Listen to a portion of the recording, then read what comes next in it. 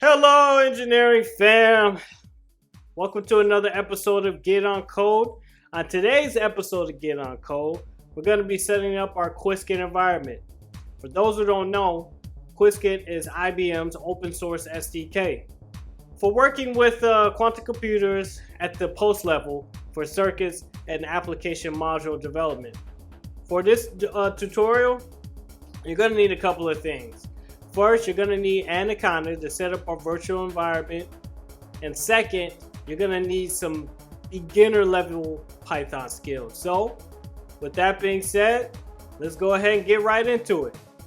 We're going to have to set up our Qiskit environment. In order to do that, we're going to use the Anaconda cross-platform Python distro.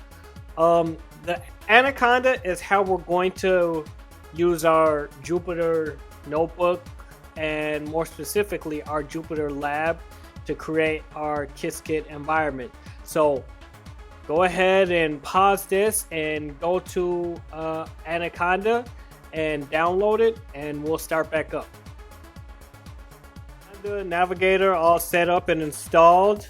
What we're going to be doing is, instead of using Jupyter notebook, we're going to be using Jupyter Lab. And the reason we're going to be using Jupyter Lab to set up our Qiskit is to actually get our environment set up natively. So that's going to be our next step. What we're going to do is we're just going to launch our Jupyter Lab. And as you can see, it opens up a terminal. And this terminal right here is how we're going to enter our commands to set up our Qiskit environment. So go ahead and do that, and we'll go from there. Our Conda environment, and the reason we're going to do this is because Conda basically makes it easier to set up a virtual environment for Python and then activate it.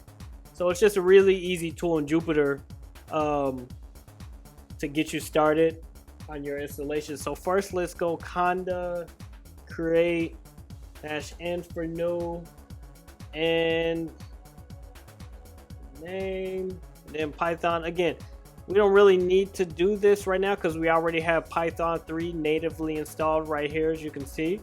But just for demonstration purposes, we can go ahead and run this.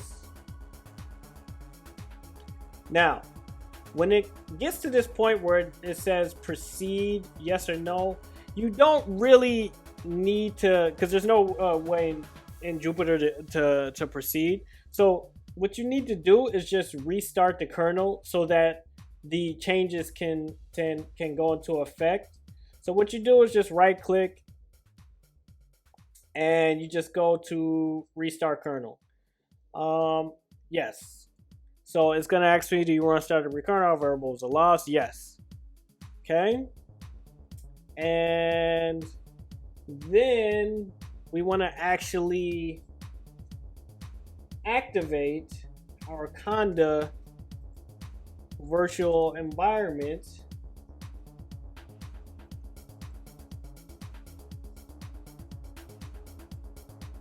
Okay. Okay. Now it's asking us to if we want to restart it.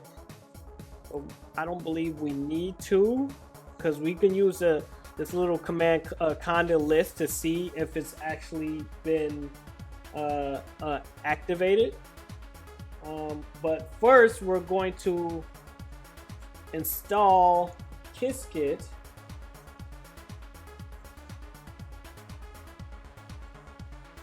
Run it. Okay, it's asking us to restart again. Don't really worry about that. We're going to use the command I just talked about, conda list, to see if we actually have our environment set up. And here it is. So this is our little Qiskit environment all right here. Okay, now if you want, which makes it a little better, a little more visually pleasing, you can actually install Qiskit with visualization tools already built in. So we use in quotes install Qiskit visualization, and we just run it. And there it is. There it is. It's kind of the list again.